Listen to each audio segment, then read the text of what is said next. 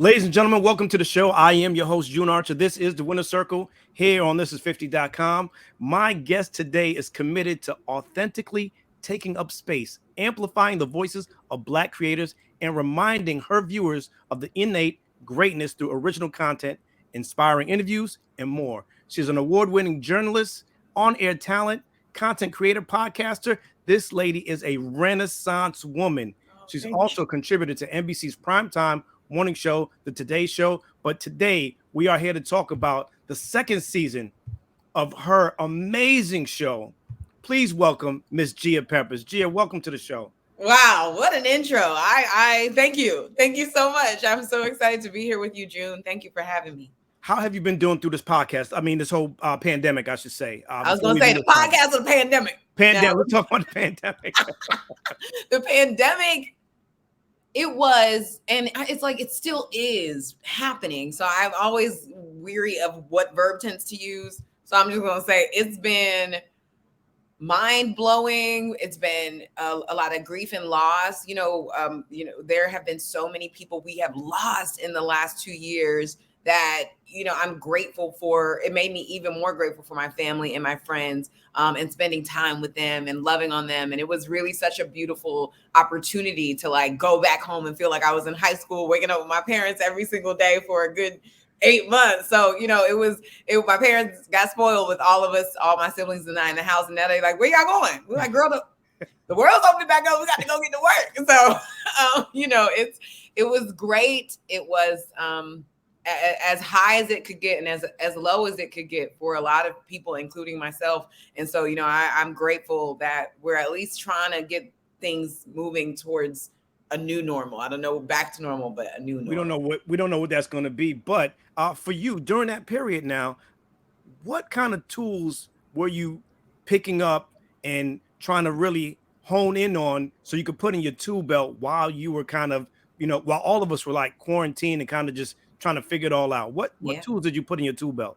I actually signed up for a business course that was put on by Brit & Co., which is an incredible woman's owned startup. And they essentially are like the first space that like really got DIY popping back in like Tumblr days. And so I'd always followed them because their founder, Brittany, is one of those first like brands who started her own website and was able to turn that into products. Like she has so many products that literally help you throw a good party, help you have a girls' night, like, and they come in packets at Targets and stuff like that. So she's great at producing products. And as we all had to learn how to pivot, I realized that I am a person that wants to get into products and business and creating more things on my own, but I want to make sure that I know how to do it on all levels. I know how to do it from the journalism production aspect, but business, they don't teach you about everything in business when you're studying for your journalism degree. So they don't. So it was a great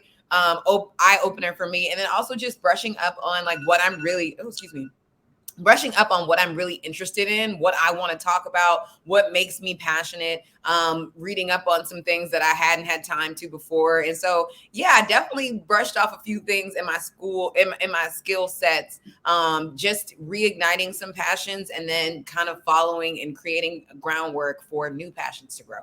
No, that's dope. Congratulations. This is not a small feat by any measure. Your second season of your own show, and you come back as an executive producer. You're very intentional about the content that you create, Gia. Why is it important for Black voices to be heard, especially Black women, Black and brown women? Why is it important now more than ever? Ooh, that is such a good question, and it's such an important question. I think that Black women have for so long been the backbone of this country, the backbone of community, the backbone of so many different structures and systems, and have often gone unheard. We've been told to show up to work, to do the work, to be there from the times many of our ancestors were stolen, taken to this country, and told to work, keep our head down and not do anything. And little by little, especially with the growth of social media and all the different apps, Black women realize that we have a really strong influence on all parts of culture, but especially fashion, media, music, those types of areas. And we started to take our power back. We started to big each other up. If nobody else was going to big us up, it was we were going to see each other. We were going to make sure that the Black Girl Magic movement wasn't just something that's happened overnight and went away overnight. And Black Girl Magic, I remember the term started when I was in like college, high school, and that's been at least, a decade now. At least a decade. But now, I don't want to stop you. But the part two to that question, because I'm glad you asked that, is for all the young women of color that are watching you and they want to emulate what you're doing. How important is it that you walk in your dopeness? I love calling it walking in your dopeness, because I feel like we've been trying to not really dumb down, but kind of not shine as much because we're afraid of what other people think. Maybe we're outshining them, we're dimming their light. That's up for debate. Yeah. But how important is it to walk in your dopeness and work your Black magic, your Black girl magic, so that the young ladies under you who are coming up and see you can kind of walk that walk and say, well, Gia Peppers could do it, I could do it. You know what?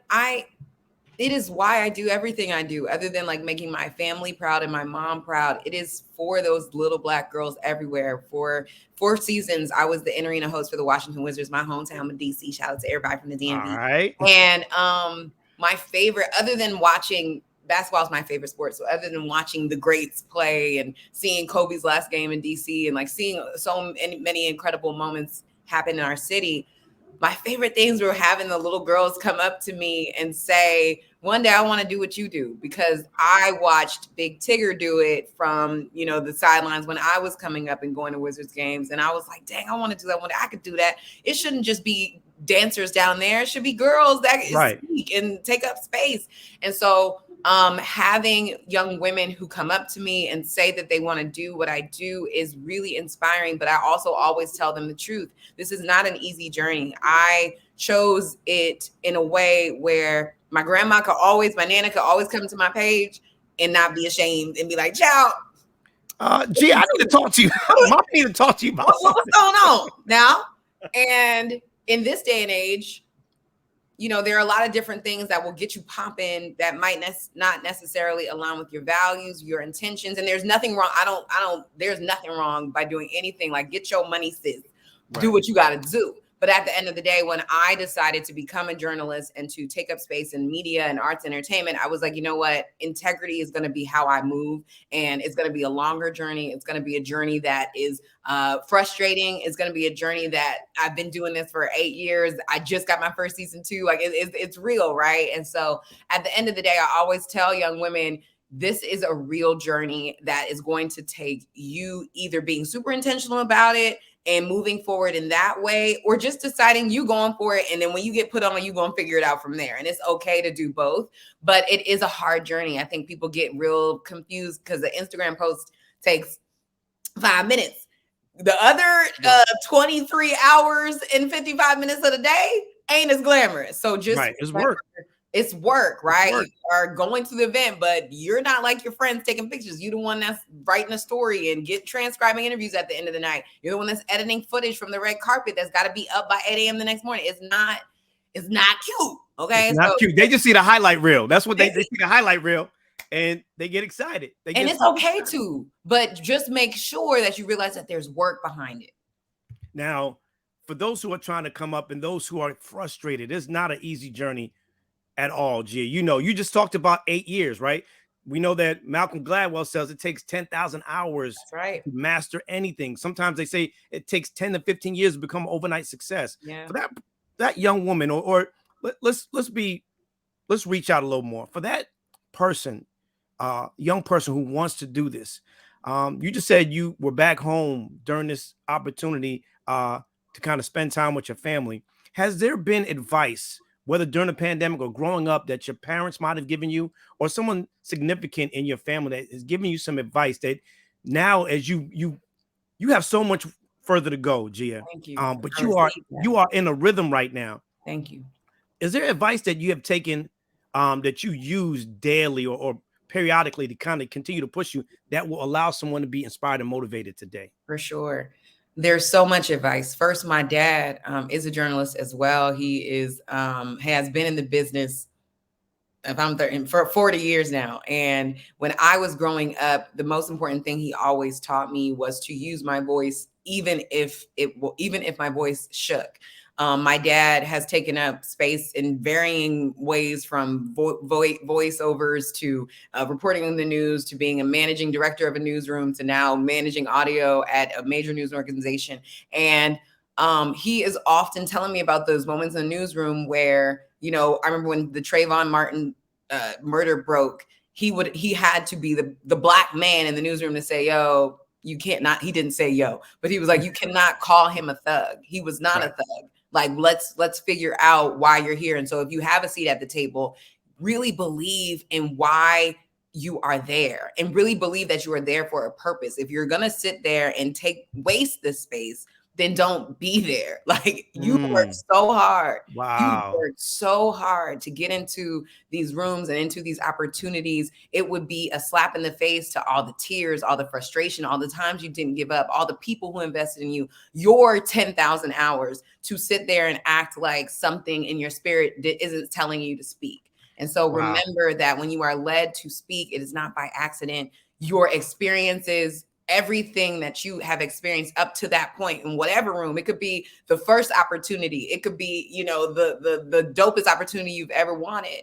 But if you're not going to use your voice and your perspective to add to the conversation, it might not change the conversation, right? We start as interns. I remember when I first started interning under Donnie Simpson and Big Tigger, like, Big Tigger told me that he never thought I was going to be an on-air talent because I was quiet. And so I was like, wait, I was observing, because you don't, you got to be mindful of how you move in your situations. But I was learning. And once I did learn how to navigate the system, when people asked me what I thought, I told them. So you just have to be mindful of the space you take up, and remember that you're there for a reason, and do not be nervous, especially when those opportunities come for you to speak.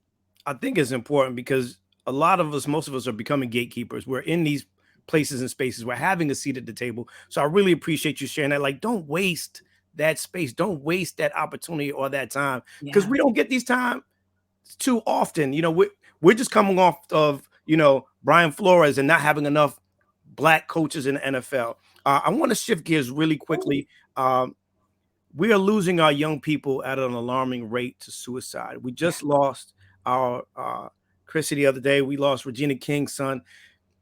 What can we do, in your opinion, to inspire and motivate our young people to kind of put their best foot forward and trying to figure out this mental health piece, this mental fitness piece, that they know that they are here for a purpose, that we need them here, that we love them? What can we do to help make these conversations bountiful, so our young people know that we want to hear their voices? We want them here. We love them. Yeah.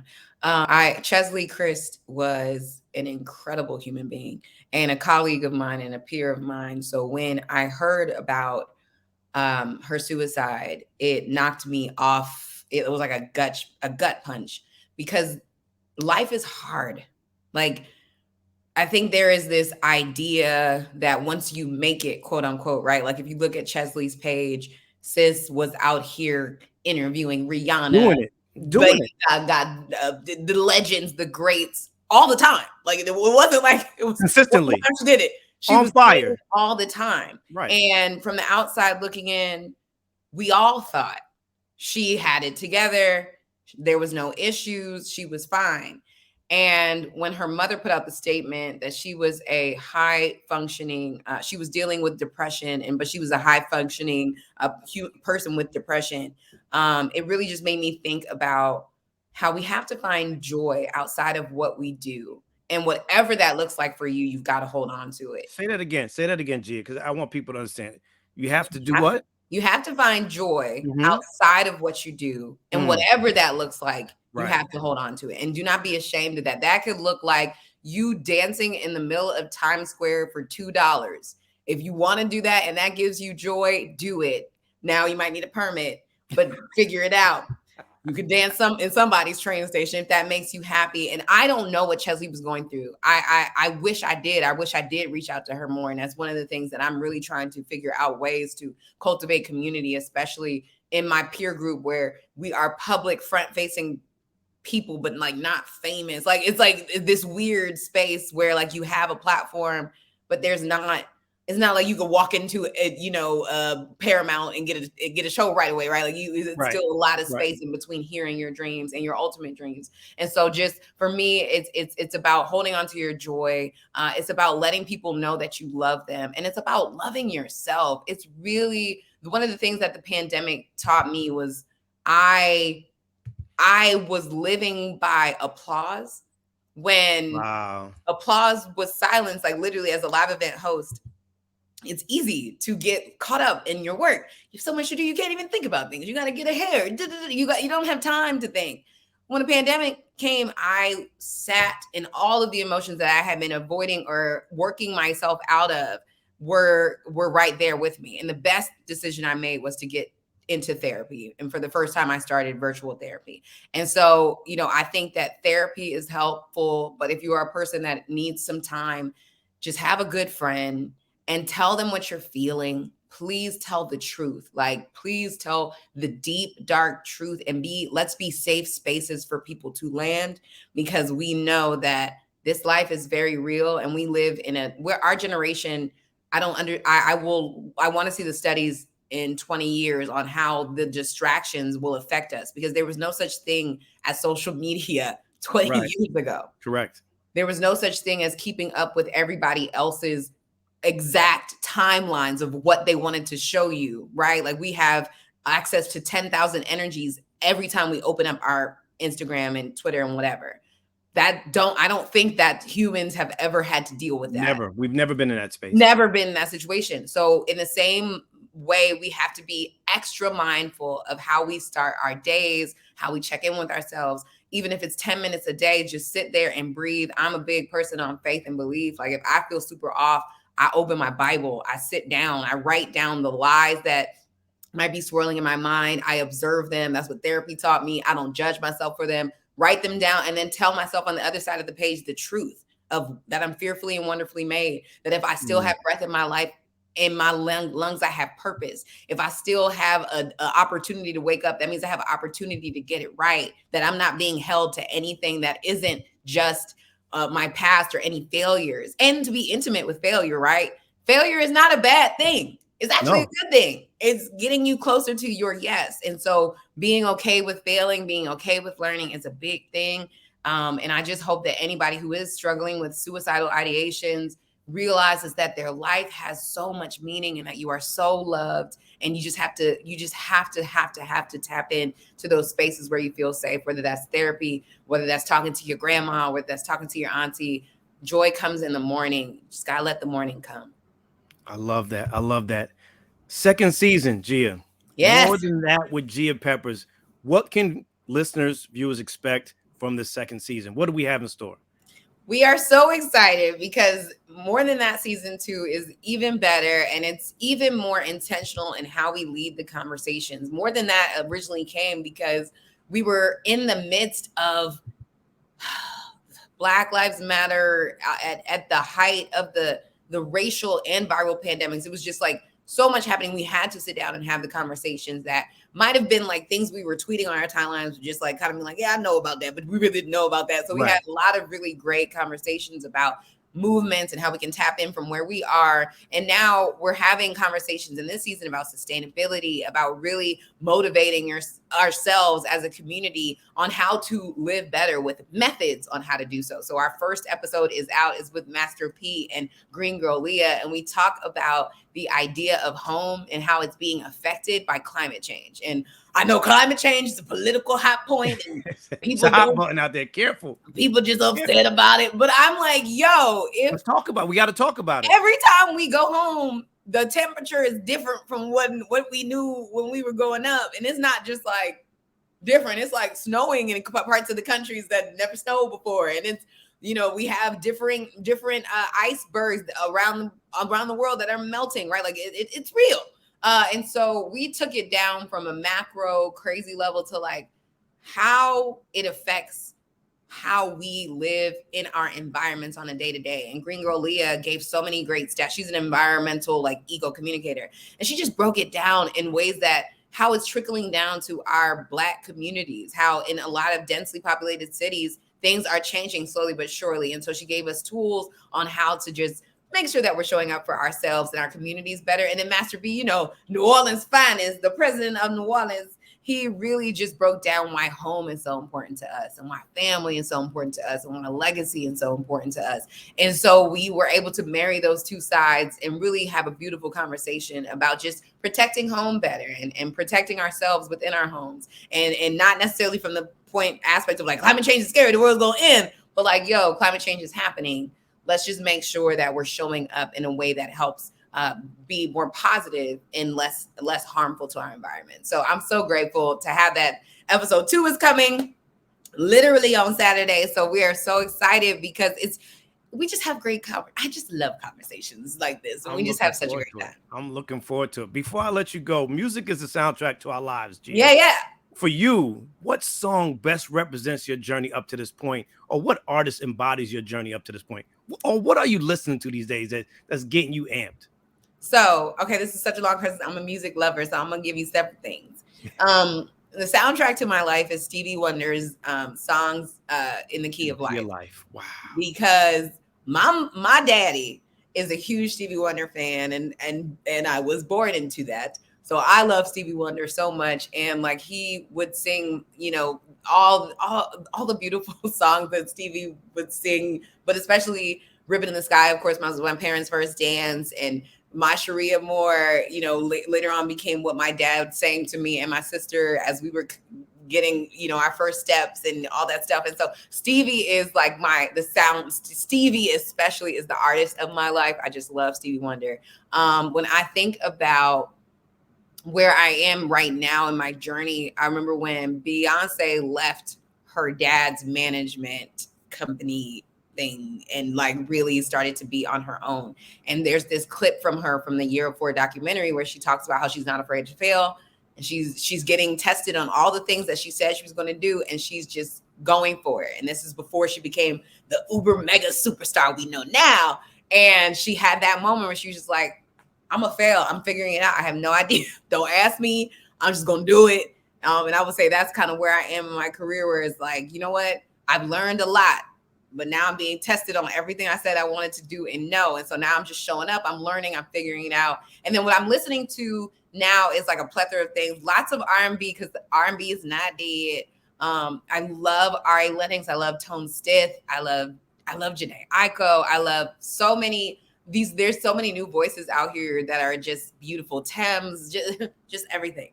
But a person that I listen to all the time when I need to like tap in is Nipsey, and dedication, and just the marathon continues, and the marathon, the Victory Lap album just means so much to me on so many levels. I mean, Nipsey always rest in peace, but just dedication is one of my favorite songs where I'm just like, if I gotta tap in, it's Nipsey, it's Victory Lap, it's dedication, for sure. Gia, you are showing up and showing out. The new season is out now, ladies and gentlemen. Please, more than that, with Gia Peppers, Urban Radio 1. You can also catch her as a correspondent on the Today Show, NBC. She's doing her thing, showing her Black girl magic. That is Gia Peppers. I am June Archer. This is the Winner Circle Motivate You. Listen, tell somebody you love them. It may be the last opportunity you have to do so. I love you, Gia. Keep doing what you're doing. God bless you. God bless you. Thank you so much for having me.